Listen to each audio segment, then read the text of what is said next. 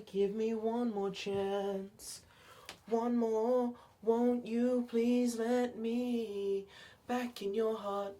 So did Jurassic World use that chance wisely?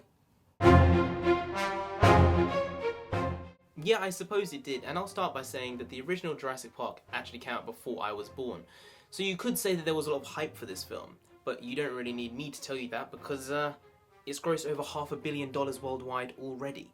So if you haven't seen this film, where in the world actually are you living? Because you should have gone to see it. Now on to some behind the scenes stuff. Now, there were a lot of problems with the development of this film, and it was supposed to come out about a decade ago, but there were rights problems, actors, negotiations, stuff like that. But I'm glad it took the time. It's a better product than they could have put out 10 years ago, and probably a better concept because they had to rewrite the script many, many times. The franchise was doing this. Jurassic Park was up here. The original was amazing. The Lost World was here, and Jurassic Park 3 was out of scene. Now, Jurassic World comes between the original and the Lost World. Probably closer to the Lost World, but it did bring back some excitement to the franchise. So to the plot, which is that finally John Hammond's crazy idea of creating a dinosaur theme park comes to pass. And the problem is that people are just getting a bit bored with the idea of dinosaurs. Yeah, get your head out of the sands. But that's one thing the film does push a lot, the thing that with human nature you're never happy with what you have, and eventually the novelty something has wears off, and it's the law of diminishing returns with anything in life. That's why you need to challenge yourself whenever you can. That's why in the film they create a new dinosaur. B.D. Wong, aka Dr. Frankenstein, is in the gene lab slicing and dicing and mixing together a concoction of animals and dinosaurs together to create the Indominus Rex.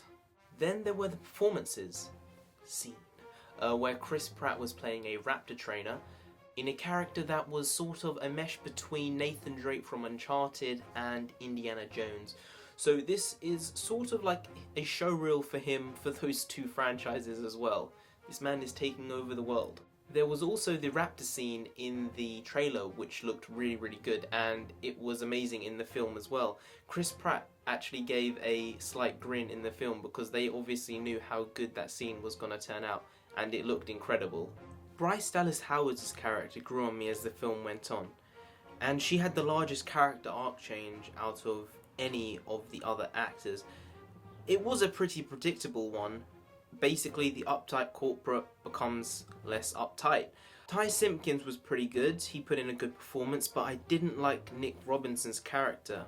I don't know what they wanted out of him in the film, but maybe they told him to act in a certain way, but he was just a bit wooden, boring, and to be honest, a tad creepy. Jake Johnson's character was really funny. He had some really good lines, a wicked t-shirt, and really enjoyed seeing him in the film.